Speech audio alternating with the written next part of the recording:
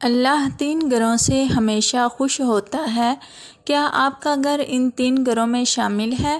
خود ہی دیکھ لو۔ اللہ 3 گھروں سے ہمیشہ خوش ہوتا ہے۔ ان میں پہلا گھر یہ ہے، یہ دنیا واقعی گھروں سے بھری ہوئی ہے۔ کہیں ایسے محلات ہیں جن کی دیواروں پر سونے کا پانی چڑھا ہے، جن کے دروازوں پر قیمتی سنگ مرمر جڑا ہے، جہاں روشنیوں کی چمک آنکھوں کو خیر کر دیتی ہے، اور کہیں ایسے جھونپڑے بھی ہیں جن کے دروازے پر صرف ایک پرانا پردہ لٹک رہا ہے، جہاں نہ روشنی ہے نہ آسائش، صرف فاقے اور اندھیرے ہیں۔ کچھ گھروں میں ہنسی کی گونج سنائی دیتی ہے، کچھ گھروں میں رونے کی آوازیں گونجتی ہیں، مگر ذرا رک کر سوچئے، کیا اللہ تعالیٰ کے نزدیک یہ سب گھروں کی حقیقت بھی ایسی ہی ہے جیسی ہماری آنکھوں کو نظر آتی ہے؟ کیا واقعی اللہ کے ہاں صرف بڑے محلوں کو عزت ہے اور چھوٹے جھونپڑوں کو بے وقتی، یا معاملہ اس کے برعکس ہے؟ اللہ تعالیٰ ہر گھر کو ایک ہی نظر سے نہیں دیکھتا۔ دنیاوی معیار، سجاوٹ اور چمک دمک اللہ کی نظر میں کوئی حیثیت نہیں رکھتے۔ اللہ کے نزدیک وہ گھر سب سے قیمتی ہے جو اس کی رحمتوں کو اپنی طرف کھینچ لیتا ہے، جو اس کی خوشندی کا مرکز بن جاتا ہے۔ سوچیے، اگر کوئی ایسا گھر ہو جسے دیکھ کر اللہ خوش ہو جائے، اتنا خوش کہ اپنی برکتیں اور رحمتیں اس پر مسلسل برساتا رہے، وہ کیسا گھر ہوگا؟ کیا آپ کا گھر بھی ایسا ہو سکتا ہے؟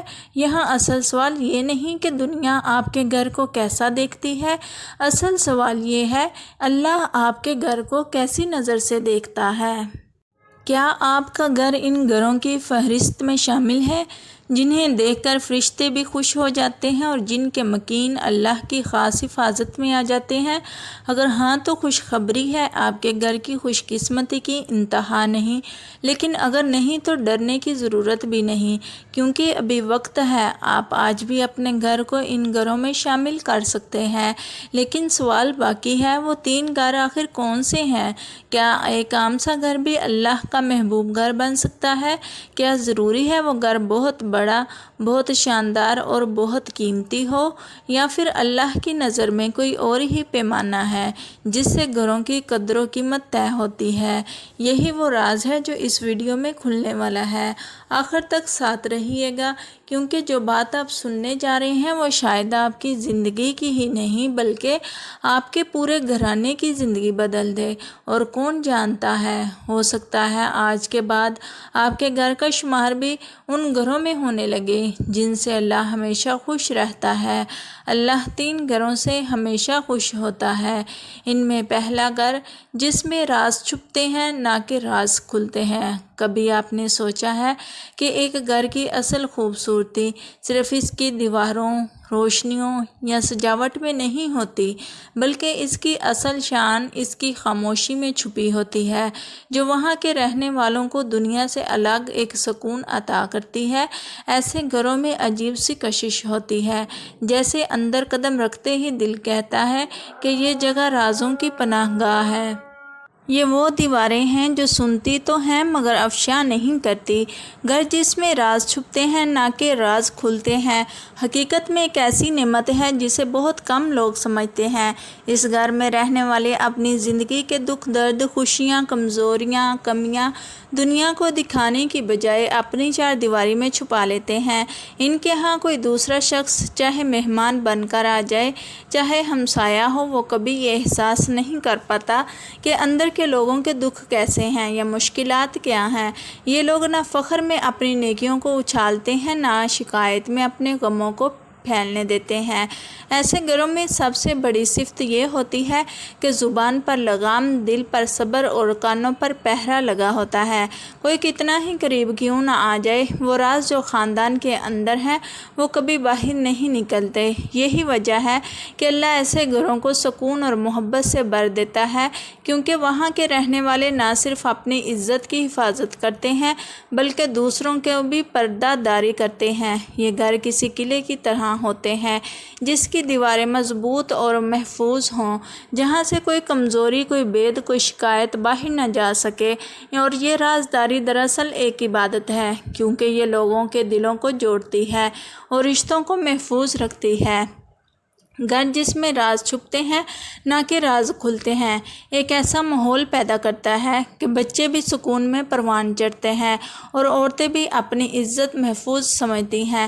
لیکن سوچنے کی بات یہ ہے کہ اگر گھروں میں راز چھپانے کا یہ مزاج ختم ہو جائے تو کیا ہوتا ہے؟ پھر وہی منظر بنتا ہے جو آج ہمارے معاشرے میں دکھائی دیتا ہے۔ ایک چھوٹی سی بات، ایک ہلکی سی کمزوری جب دیواروں سے نکل کر بازار کی گلیوں میں آتی ہے تو وہ کمزوری نہیں رہتی، وہ تانے کا تیر بن جاتی ہے۔ ایسے گھروں کے باسی ایک دوسرے پر بھروسہ کھو بیٹھتے ہیں۔ بچے سمجھ جاتے ہیں کہ ماں اگر میری غلطی کو چھپائے گی نہیں تو دنیا کے سامنے میں ذلیل ہوں گا، اور بیوی کو یقین نہیں رہتا کہ شوہر کی زبان میری عزت کو محفوظ رکھے گی۔ یہی عدم و اعتماد خاندانوں کو توڑ دیتا ہے۔ اس کے برعکس وہ گھر جہاں راز تجوریوں کی طرح محفوظ ہوتے ہیں، وہاں محبت کا درخت ہمیشہ ہرا رہتا ہے۔ بیوی جانتی ہے کہ میرے شوہر کے کان، زبان اور دل میرے لیے ایک حصار ہیں۔ شوہر جانتا ہے کہ بیوی میری کمزوری کو چرچا نہیں بنائے گی، اور بچے یہ سیکھتے ہیں کہ ہمارا خاندان ایک چھتری کی طرح ہمیں ڈھانپے ہوئے ہے۔ اللہ ایسے گھروں کو پسند کرتا ہے کیونکہ یہ گھروں کے مکین اس کی ایک صفت یعنی ستار العیوب کا عکس اپنے رویے میں لے آتے ہیں۔ وہ بھی بندوں کے عیب چھپاتے ہیں اور اللہ ان کا۔ اور جب اللہ کسی گھر کا ستار بن جائے تو سوچ لیجئے کہ وہاں برکت کی بارش کیسے نہیں ہوگی۔ وہ گھر حقیقت میں سکون کی جنت بن جاتا ہے جہاں عزتیں محفوظ، دل مضبوط اور رشتے مضبوط ترین ہوتے ہیں۔ اللہ 3 گھروں سے ہمیشہ خوش ہوتا ہے، ان میں سے دوسرا گھر جو غیبت سے پاک ہو۔ اللہ 3 گھروں سے ہمیشہ خوش ہوتا ہے، ان میں سے دوسرا گھر جو غیبت سے پاک ہو۔ یہ وہ بات ہے جو دلوں کو جھنجھوڑ دیتی ہے، کیونکہ غیبت ایک ایسی بیماری ہے جو خاموشی سے گھروں کو کھوکھلا کر دیتی ہے۔ گھر وہ جگہ ہے جہاں سکون ہونا چاہیے، جہاں زبان سے صرف محبت، عزت اور رحمت کے بول نکلنے چاہیے، لیکن اگر وہی زبان دوسروں کی عزت نوچنے لگے، ان کی غیر موجودگی میں ان کی کمزوریاں بیان کرنے لگے، تو وہ گھر سکون کی بجائے وبال کا سبب بن جاتا ہے۔ نبی کریم صلی اللہ علیہ وسلم نے غیبت کو مردہ بائی کا گوشت کھانے کے برابر قرار دیا۔ سوچئے ذرا یہ کتنی سخت وعید ہے۔ ایسا گھر جہاں زبانیں دوسروں کے عیب تلاش کرنے اور ان پر بات کرنے میں مصروف ہوں، وہاں برکت کیسے اترے گی؟ وہاں رحمت کے فرشتے کیسے ٹھہریں گے؟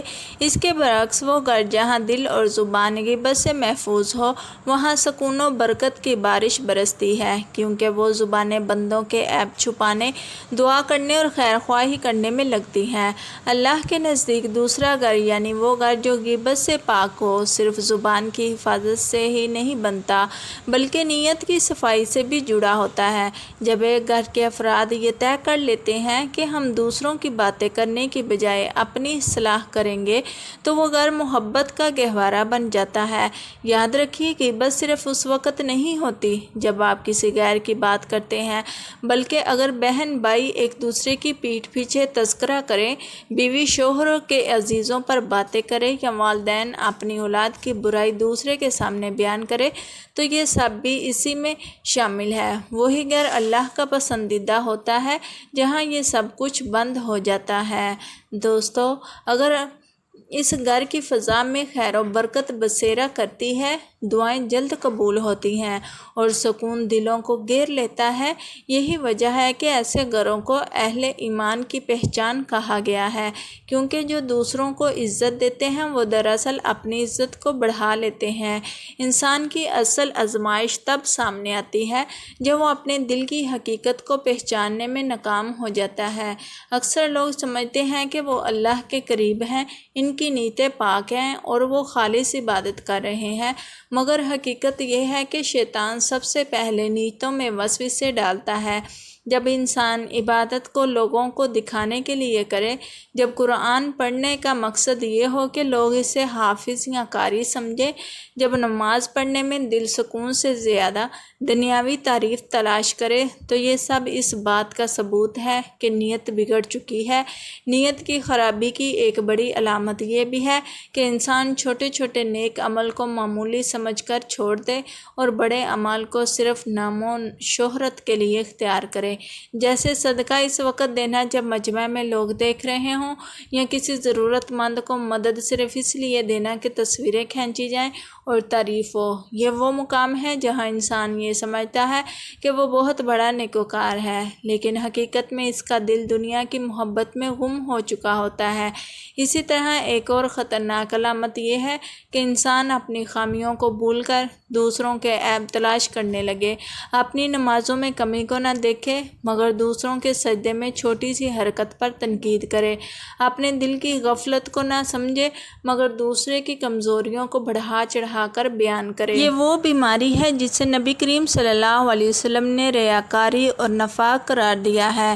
ایک سچا مومن ہمیشہ اپنے دل کی فکر کرتا ہے کہ کہیں میرا عمل ضائع نہ ہو جائے، جبکہ نیت کی خرابی انسان کو یہ گمان دیتی ہے کہ میں سب سے بہتر ہوں۔ یہی غرور اور خود پسندی انسان کو ہلاکت کے قریب لے جاتی ہے۔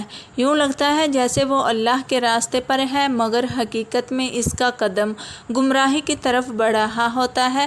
لہٰذا ضروری ہے کہ ہر انسان اپنی نیت کو بار بار پرکھے، ہر عبادت سے پہلے خود سے پوچھے کیا یہ اللہ کے لیے ہے یا کسی اور مقصد کے لیے؟ جو شخص یہ سوال دل سے کرتا ہے، اللہ اس کے عمل کو سنوارتا ہے اور اسے اخلاص کی دولت عطا فرماتا ہے۔ اللہ 3 گھروں سے ہمیشہ خوش ہوتا ہے۔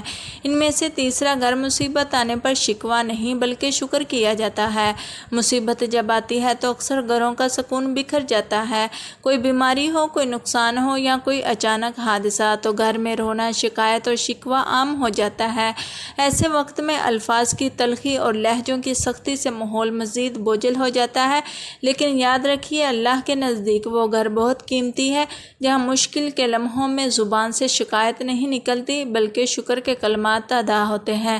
نبی کریم صلی اللہ علیہ وسلم نے فرمایا کہ مومن کا حال ہی عجیب ہے، ہر حال میں خیر ہے، اگر نعمت ملے تو شکر کرتا ہے، اگر مصیبت آئے تو صبر کرتا ہے۔ یہی حال اگر ایک گھر کا ہو تو وہ گھر اللہ کا محبوب گھر بن جاتا ہے۔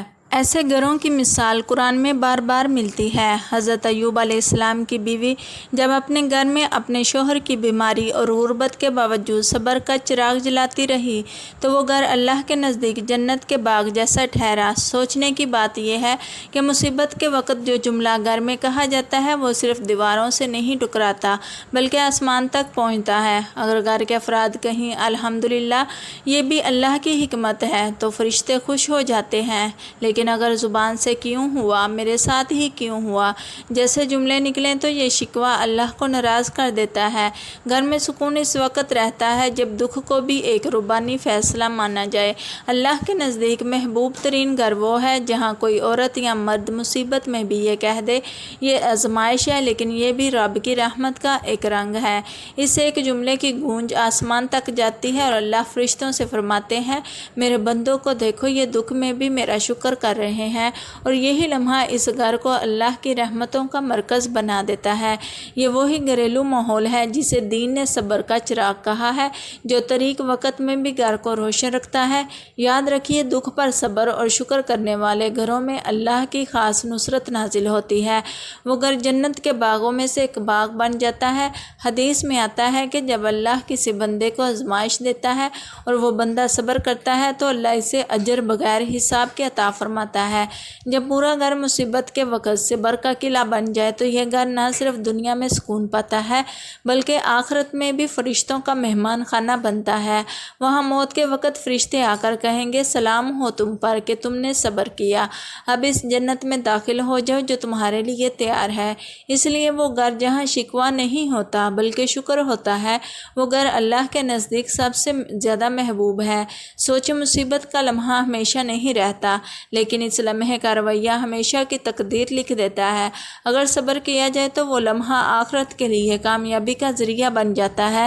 اس لیے اپنے گھر کو اس درجہ پر لائیں کہ وہاں مشکلات میں بھی زبان پر شکر کے کلمات ہوں، دل میں اللہ کی رضا ہو اور عمل میں صبر کی جھلک ہو۔ ایسا گھر واقعی جنت کا دروازہ بن جاتا ہے۔ اللہ 3 گھروں سے ہمیشہ خوش ہوتا ہے اور ان میں سے ایک گھر وہ بھی ہے جہاں انسان اپنی غلطیوں کا اعتراف کرتا ہے۔ اکثر ہم ہم سمجھتے ہیں کہ دنیا میں اپنی غلطی ماننا کمزوری کی علامت ہے کہ اگر میں نے کوئی غلط فیصلہ کیا، کوئی بات چھوٹی یا بڑی بھول گیا یا کسی کے جذبات کو ٹھیس پہنچائی تو لوگ مجھے کمزور سمجھیں گے، لیکن حقیقت میں اللہ تعالیٰ کے نزدیک یہ سب سے بڑی طاقت ہے۔ ایک گھر جس میں ہر فرد اپنی کمی اور کوتاہی تسلیم کرنے سے گھبرائے نہیں بلکہ دل کی کھلگی سے اعتراف کرے، وہ گھر اللہ کی رحمت کا مرکز بن جاتا ہے۔ تصور کریں ایک بیوی اپنے شوہر کے سامنے کہتی ہے یہ میری کوتاہی تھی، میں نے غلطی کی، یا شوہر اپنی سختی اور غرور پر نادم ہو کر اعتراف کرتا ہے، یا والدین اپنے بچوں کی تربیت میں اپنی کمی کو مان لیتے ہیں۔ وہاں ایک ایسا ماحول پیدا ہوتا ہے جس میں فخر اور تکبر کی جگہ عاجزی اور اخلاص لے لیتا ہے۔ ایسے گھروں میں فرشتے سکون اور رحمت کے پروں کے ساتھ آ کر رہتے ہیں، کیونکہ وہاں پر ہر فرد اپنے دل کی حقیقت کے ساتھ کھڑا ہوتا ہے، اپنے اعمال کی جانچ کرتا ہے اور اپنی کمی کو چھپانے کی بجائے اسے درست کرنے کی کوشش کرتا ہے۔